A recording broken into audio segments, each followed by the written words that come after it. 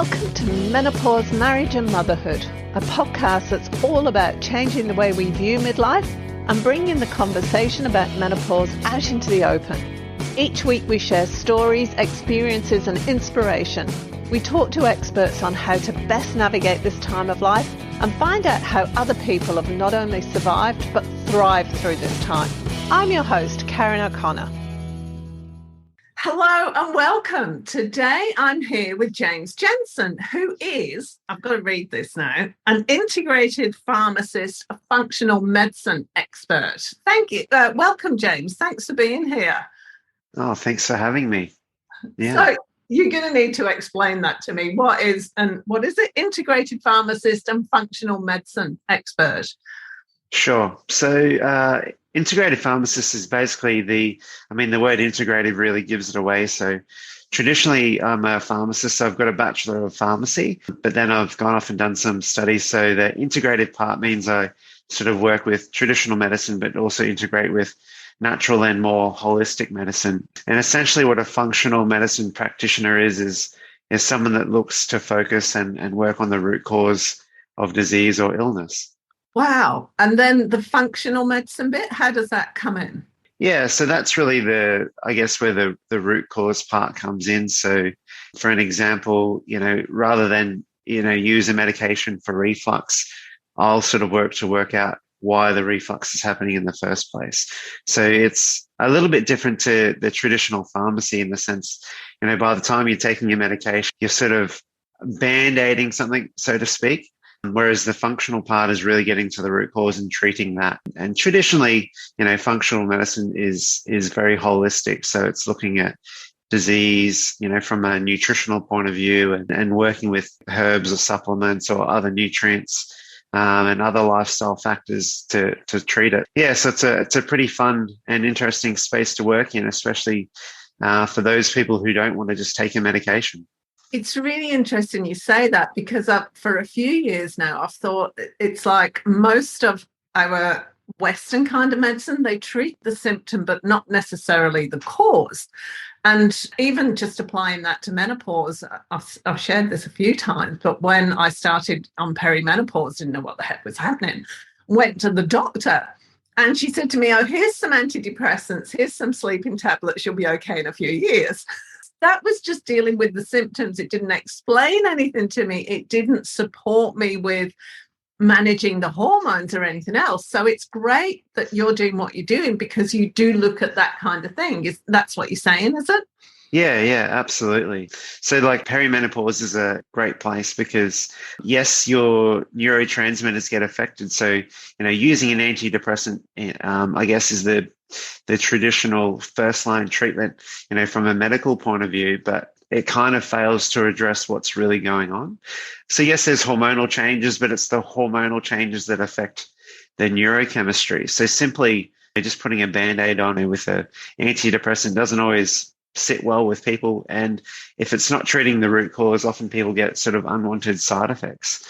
For an example, antidepressants are well known to cause weight gain. Perimenopause is a time where women are already battling with their weight. So, it can compound the problem and women might be feeling more stressed because of it, which further compounds the perimenopause and we get stuck in this trap in this cycle. And I guess that's why when I'm seeing people in clinic, they're sort of at their wits' end. And that's really where integrated medicine and functional medicine, we kind of get treated like the last stop when people have given up and tried everything else. But we always say, you need to see us first. If we can't fix it, then, we can send you on. Yeah. How did you end up doing integrate? Because you got a Bachelor of Pharmacology, is it? Pharmacy, yeah. Pharmacy. So you obviously went the traditional route. What made you change from the traditional route to holistic, or did you have that in mind prior to doing it? Well, I certainly didn't have it in mind prior, and I can tell you now I used to boo-hoo natural medicine, which is quite ironic, especially doing what I do now. I spend more time taking people off medications than putting them on them. But I guess where I did my internship, the fellow who owned the pharmacy, he actually started his pharmacy degree, which was actually an apprenticeship back then. So he was born in early 1930s. And so with his sort of traditional sort of way to learn or practice pharmacy was with a lot of, herbs and things like that. So, that's where you're compounding from scratch. And so he had a little bit of an original bias towards natural medicine. And I thought, well, who am I to sort of get in the way of what's been working? Because he would come into the pharmacy and say, where's this tincture? Where's that? And I said, oh, we don't use that. I've never heard of that before. So he would teach me a few little things. And I thought, oh, maybe there's something in this. And then the pharmacy I was running, we actually had a naturopath employed. Over the years, I got to talking to him, and I sort of discovered that, oh, hang on, there's a different way to do things. And it isn't just all witches' cauldrons. Little bit by little bit, I sort of learned more and more, and I became increasingly passionate about it. And then working with patients with it, sort of maybe it's just something simple like you dispense a script, and then you might, offer a probiotic or something like that. And someone takes it and comes back and says, oh, this made a huge difference. And I thought, well, hang on a minute, maybe there's more to it. And then that's sort of really what got me started. And so did you go on to do another study after you did that, or did you just like a formal qualification, or did you just keep learning? Yeah, so mostly self-taught, and I'm currently doing my master's in human nutrition at the moment to formalize what I know. But essentially it's all self-taught, and there are a lot of similarities. It's just in the way that they word things. When you're looking at the mode of action of a herb or a nutrient, it still applies with pharmacology. It's just sometimes they use different names. So like, to use an example, like St. John's wort is in the pharmacy world is a serotonin reuptake inhibitor. But, in natural medicine, it's sometimes referred to as a nerve tonic. So it's just, I guess it wasn't that difficult to translate some of that knowledge across. And I think originally I didn't think there was much science around this stuff. It was all just sort of all these old books that sort of would be passed on from generation to generation. But I soon realized that there's a plethora of information and studies and trials to research. It's really fascinating that you say that about St. John's wort, because the number of I tend to live a very high level of I live on adrenaline, or I used to. Yes. I tried to calm down. So St. John's wort was always the one, or one of the ones that naturopaths used to say to me, you need to take St. John's wort. I didn't know it was an inhibitor. Yeah. Fascinating. How many other things in terms of the natural herbs and medicine have you found that could be fitted in to what you're doing, but aren't? Could be fitted into pharmacology, but aren't. I think also understanding the fact that most medicines have some sort of natural origin anyhow. So what we learned at uni was that often the laboratories, they would go and grab all these natural compounds and test them for activity. And then what they do is once they find the activity, they then try and isolate that specific compound. Particularly, I guess, in the context of things like perimenopause and menopause, berberine is a herb that I like to use, which acts in a very similar way to metformin, the drug metformin. And part of menopause and perimenopause is women become more insulin resistant. And that basically means they don't handle carbohydrates as well due to the changes in estrogen. And what metformin is a drug that you would give someone with type 2 diabetes to reverse that sensitivity. But in clinical trials, berberine as a herb acts in the exact same way, just as effectively. So there's a good example of, I guess, something that can be used really effectively that's got a very similar mode of action. And there's countless examples. But the beauty of natural medicine is it often doesn't just have one effect. Like, for example, you mentioned St. John's wort again, and it's actually a much better antiviral than it is an antidepressant. So I've actually used it more for treating viruses and things like warts than I do for depression. It's really interesting. And something else that I was going to say, like if the pharmaceutical companies are taking a plant and then finding out whatever ingredient it is that makes a difference and isolating that, but that where my brain went was, if they're just isolating the one ingredient and we're getting that, like, is in isolation, is that what causes side effects? Whereas when it's in the plant and you got all this other stuff surrounding it, you don't have as many side effects because there's kind of a buffer to it. It kind of balances it out. I don't know. That's where my brain went with it. Yeah, you're exactly right. So as a whole plant, you've got all these other little cofactors. When you have it as a whole herb or a whole plant, you're getting all the benefit of that. Whereas when you just isolate a certain nutrient, it doesn't work anywhere near, as effectively. And that's, I guess, why you see, like you said, you pointed out, you can see side effects, or they just don't stand up to clinical trial.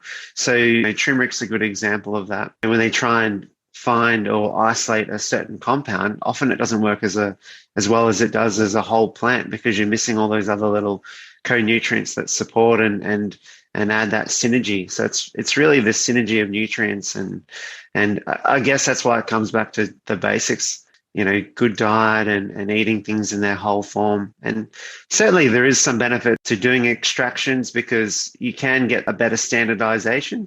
For example, like a turmeric plant grown in your backyard is going to yield, different properties to, a turmeric I grow in my backyard. And that's one of the issues that natural medicine faces, is that it's very difficult to standardize the safety and quality of a product against another without doing some form of extraction or isolation. So yeah, it's a challenge that's faced, but I guess, and to use another example, some of the herbs that are grown overseas work really wonderfully, and then we go and do a clinical trial off a different species or a plant that's grown in a different area. It's the same plant but grown differently, and it doesn't work as well. And that comes back to the soil quality, the conditions that it's grown in, and so it can be quite complicated. Yeah. Oh, again, my brain's making little patterns here. But where I went with that was when you get, I can't remember what it's called, when food types that grow well together, when you plant in a garden and they say plant this one next to that one because it tastes better and blah, blah. You've got all those kind of factors in there, haven't you? Because what absolutely grows well in France is not going to grow well in Western Australia, let's say. Yeah, exactly. So yeah, they're all things that we have to factor in, and even seasonally, the plants and what they do changes. So some of the formulations we use, I can see changes in the color of the herbs, depending on where they've been picked in the season. So there's all these factors to account for, and not that it needs to be overcomplicated. It just gets back to the basics and understanding the way that the saying as it goes is nature knows best. And the more we try and interfere, sometimes we don't get as good results. Must have had a massive impact on you about what you'd been taught at university and what you'd assumed. What happened in that moment when, or in those moments when you began to realize that, whoa, hang on a minute, it's not what everybody thinks it is? Yeah, it's quite humbling, and I think you at first have to swallow your pride and put your ego aside, because I know certainly I thought, I've been to uni, I'm an expert, I know all these things, and this is science, and I guess I don't want to say indoctrinated, but you kind of get down this path of, I guess you can let your ego get in the way. And then once I sort of realized that some of these so-called hippies that used to tell me these things, and I thought, well, maybe there's a bit of merit to it. And then lo and behold, the science is there as well to support that idea. So I think that's where a lot of the natural versus modern medicine, fight can be, is people first have to sort of swallow their pride a little bit and maybe go, well, maybe it isn't the only way. As smart as we are, there is, still a lot to be learned from nature. I mean, it's been successful for how long? So who are we to think, the last couple of 100 years we're all of a sudden smarter than nature? It's interesting, isn't it? When you were talking before about the plants being picked at different times and they have different colours, for example. I was reading a book the other week, and it was talking about witches' potions or natural remedy potions. And it said, you got to pick this plant at a full moon in June. You just wonder how much of that actually might have a little bit of truth in it as well. Well, I mean, those sort of philosophies around permaculture, etc. I'm not completely across, but like a good similar example I could use around the full moon would be parasites. Parasites are a lot more active closer to a full moon. So you'll see people with, an overgrowth of a parasite. Like a common one that we see in Australia is blastocystitis and diatomeba fragilis. They're more active around a full moon. So some people will see an increase in symptoms, certainly in the lead up to a full moon. And interestingly, parasites, the way they work, your body can't basically, if you've got like a bacteria or a virus, components of your immune system can gobble that up and sort of deal with it, an infection that way. But a parasitic cell is actually bigger than our immune cells. So our body's only way of getting rid of it is to flush it out. So some people, so the mechanism is via an increase of histamine. So the body tries to flush it out. So that's why you'll see, like, sometimes you see mucus in poos or increase in runny nose, or, you can feel a bit sneezy or hay feverish. So we'd see changes in those symptoms as the body tries to rid a parasite, or if it's a bit more angry about the parasite being there. And again, you only have to talk to anyone that sort of works in emergency services or nurses who work in nursing homes. The old saying that people go a bit crazy around a full moon, there's a fair bit of merit to that. And it's not just like a coincidence, because, the increase in histamine can change the brain, because histamine is a neurotransmitter. And in the context of females and hormones, histamine will also feed estrogen. So I've known of women, when their cycle tends to sort of match the shape of the full moon cycle, they can often become more symptomatic, premenstrually. Yeah, it's interesting. It is fascinating, because it really, like you say, it really does make us, or make me aware of how much I don't know. I mean, we don't know what we don't know, but when I hear something like this, I go, oh my Lord, there is so much I don't know. Yeah. Yeah. And I guess, the idea of, you tell James fresh out of uni that the full moon will influence somebody's hay fever, I would have laughed at you and probably thought, you really need to see someone. And that's the fortune and benefit of seeing, lots of patients over the years as well. You kind of understand that, if you just listen to people, and rather than just boo-hoo and say, well, I don't know about that, therefore it doesn't exist or it's not real. If you listen to people and then look into it, and you sort of, sure enough, discover these relationships. Why are you going on to do a master's in nutrition? Because you said before you were putting you were amalgamating all of this extra knowledge that you learned, and you're doing a master's in nutrition. Why nutrition? I think nutrition is really the foundation. But I suppose really I feel like the dietary advice I give and all those things, I'm across it, but I'd really just like to formalize or have the piece of paper to show what I know. So originally I thought, oh, look, I'll just go and get the piece of paper. Sometimes we say, it's a bit like someone that's been doing a job for 30 years and then all of a sudden they need the piece of paper to show that they know what they know. But it has been actually quite useful to even see the change in some of the information that you learn compared to when I first learned about nutrition, even at university when I was first there. I also sort of originally put it down as just get the piece of paper. It's been interesting to see how it has changed and more of an openness, and I guess it's a very big field of study now, as we all can appreciate that, the impact that diet and nutrition has on our health. So it's been good actually. Talk to me about how menopause affects your digestive system and nutritionally, what you can do, because I know that's important, but I don't understand the mechanics of it. Yeah, sure. So as I said earlier, perimenopause is typically where you'll see like lower levels of progesterone, which has a protective progesterone in itself is protective against a lot of allergies. And that's why you'll see when progesterone is quite high during pregnancy, women that might have food intolerances all of a sudden don't have them. Like I've seen celiacs being able to eat gluten during pregnancy. It has this wonderful protective effect against allergies.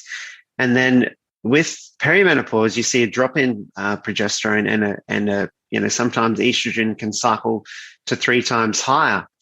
Then once you menopausal or you've gone through menopause, all those protective influences of those hormones are gone. So you'll often see an increase in food intolerances.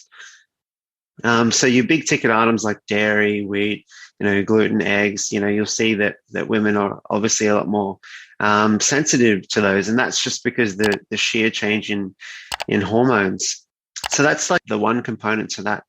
And then the other part is really about the fact that because of the drop in estrogen, you become more sensitive to carbohydrates. So estrogen as itself makes women more efficient at metabolizing carbohydrates. So you might notice that women will typically more so store weight through hips, bum, and thighs, and not so much through their waist. And then as they go through menopause, they all of a sudden find that this belly has arrived. And that's just because the way the body changes in the metabolism, the way it works changes a little bit. So normally women will have to shift them to a lower carbohydrate or lower sugar type of diet. And we start to look at some of those influences of I guess, some of the issues that around your histamine related foods. So a lot of this herbs and spices can create extra histamine, which can affect estrogen. So it's really, it depends on case by case, but you definitely see people with an increase in allergies just through doing nothing else but going through menopause or change of life. That actually makes a lot of sense, because probably about 3 years ago now, I had to do an elimination diet because I couldn't eat anything without feeling shocking. Yeah, I think nightshades in particular. Yeah, nightshades in particular. So I found for me personally, it was gluten, nightshades, legumes, but soy is worse. And even the nuts like Brazil nuts and cashews. I can eat nuts in small quantities, but not. Yes. And it was just like everything I enjoy, I can't eat anymore. Yeah. And a lot of the foods that you mentioned have a high histamine load. So that's why you see that. I guess one of the ways that, well, firstly, I should tell you that that's usually not forever. That's good news there. And just by doing basics like healing the gut or looking at some of the other things that we can do to make the gut a little bit happier, you can usually reintroduce those things. And the other important factor, which I haven't mentioned yet, is that sometimes it's not that you have a reaction to the food itself. So it's not an allergic reaction. It's actually the foods that are interacting with the gut bugs, and the gut bugs are creating the inflammatory reaction. And you'll see that often when women eat even more healthily, they're eating more fiber, and fiber feeds bacteria, and it's the bacteria that create the immune response. So it can be a little bit tricky, but just rest assured it's not forever. And why is it not forever? What happens? What changes? So your body adjusts and re-regulates. So it kind of goes through this transition. As you can imagine, you've had all these hormones screaming at all these receptors for, from puberty onwards. And then you go through second puberty, as I sometimes call perimenopause, where everything then, I always I use the example, imagine if you had a neighbor that played loud music all day, every day. You'd eventually become background noise. So that's kind of like the annoying part when they start playing the music is the puberty. All the hormones are like raging, all the loud music's there. Then the body adjusts. Then menopause is when they suddenly turn the music off and you feel lost because you're like, oh, where's this music going? So yeah, I guess you're waiting on the receptors to readjust and re-regulate. And once that happens, usually a lot of the allergies and things like that go back to normal. Well, that'd be nice. So how do you take care of your gut health in the meantime? What do you need? What is the easiest thing you can do to make a difference? Yeah, so it can be simple or it can be complicated. Usually I would start with, even things with like food diaries where you can work out, you go, oh, okay, I noticed that when I ate that, I felt a little bit more bloated. And then even if it was a food that you tolerated for a long time, you might discover that, you just can't have it. But, your big ticket items like dairy and gluten are very inflammatory for most people. And what they do is, because they create a phenomenon called leaky gut, which I'm not sure if you're aware of, but essentially it's where your gut becomes more permeable. So that means that your immune system becomes a little bit more hypersensitive across the board. If you remove some of those more triggered or inflammatory foods, the gut can settle down a little bit and can sort of, those leaks or gaps in the gut can sort of close back together. And then that will reduce a lot of your susceptibility to other allergens. So sometimes doing a little bit of an elimination of those things can mean that you can tolerate some of the other foods a little bit. Some instances I'll use powders that heal the leaky gut. So things like glutamine, zinc, slippery elm, turmeric, they're really good nutrients for healing the gut. So we might just do a little bit of a protocol where we heal that gut lining. Sometimes I'll do little bits of gut cleanses. I don't like to use the gut cleanse terminology, but what I mean is we use different herbs or spices or nutrients that chip away at some of the dodgy bugs that are inflammatory, and we feed the ones that are more anti-inflammatory. And that's the sort of way that I would usually approach looking after the gut. That herb that I mentioned earlier, berberine, that's a nice herb that actually sort of kills off the dodgy guys and feeds and encourages the good guys. And thankfully it helps with being leaner too. To get some of that. Is it spelled the same way as the clothing label, BURBERRY?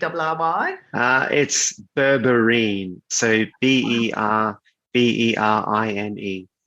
Berberine. Okay. So kind of like Wolverine, but berberine kind of thing. Correct. Thanks for that. I'll use that in clinic. My brain's really good at connecting the dots. It's a bit too good sometimes. So we'll wrap up in a minute. Tell me how people can get in touch with you and, all your information and your details and what you can do for people too. Our business is called Australian Nutrition Centre. We've got all the usual sort of social media avenues like Instagram and Facebook. And my wife has organised a TikTok for us, and she's a TikTok master. And so that's another interesting thing. But we've obviously got a website as well, australiannutritioncentre.com.au. So people can get in touch that way. We do consultations via Skype and Zoom as well. And we're located in sunny Townsville, North Queensland, so we can see people in clinic. And but if people have questions or they're looking for more information, we've got myself and many other staff that can help out. And our website has some good information as well, and we often write blogs, and we have an emailing list. So if anyone would like any more info or wants to reach out, that's the best way to get in touch. Fantastic. So tell me because you said we got lots of staff. What else do you do? What are the specialties in there? We've got a health coach who basically will work with existing clients. So a lot of people will struggle with, sticking to a plan. So my job is to come up with a plan, and our health coach is there to help them stick to the plan. So sometimes it's people start off like anything. They start off all guns blazing, all motivated, and then life gets in the way. And our health coach's job is to keep people on track. We've got like a couple of retail staff as well. So our store is actually a clinic, but it's also a health food store as well. So people can just come in and to have a chat to our staff. And my wife, she's actually a pharmacist as well, but she specializes in some slightly different topics. So I handle a lot of female health and fertility and gut health and, everything, sleep, stress, all the above. And she likes to focus on skin and pregnancy health. So, yeah.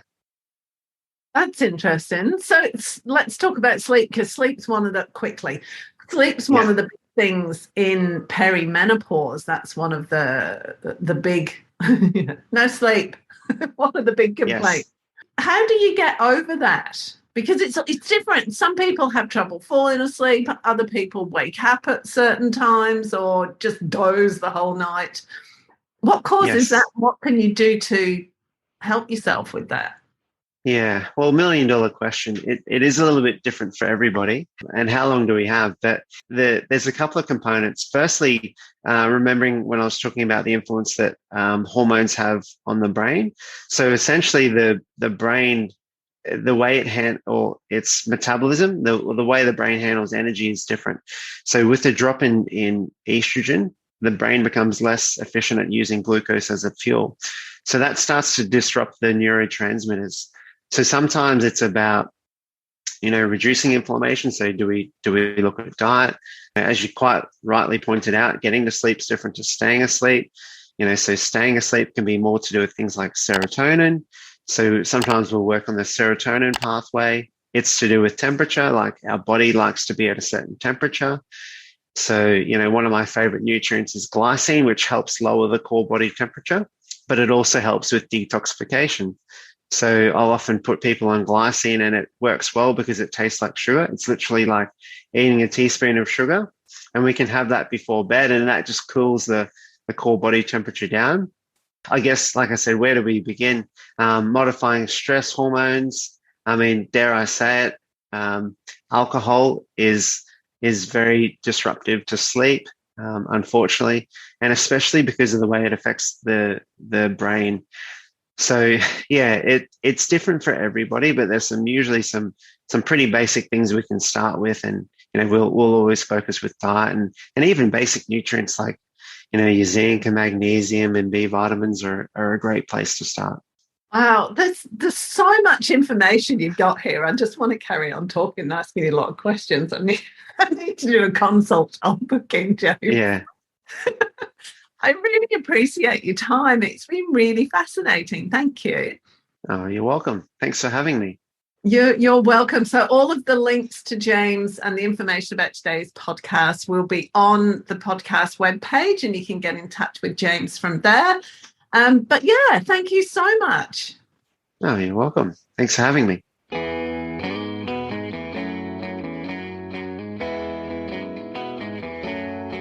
Thanks for joining us this week on Menopause, Marriage and Motherhood. Make sure you subscribe to the show on your favourite player, and while you're at it, we'd love you to leave us a rating on iTunes, or if you'd simply tell a friend about the show, that would be amazing too.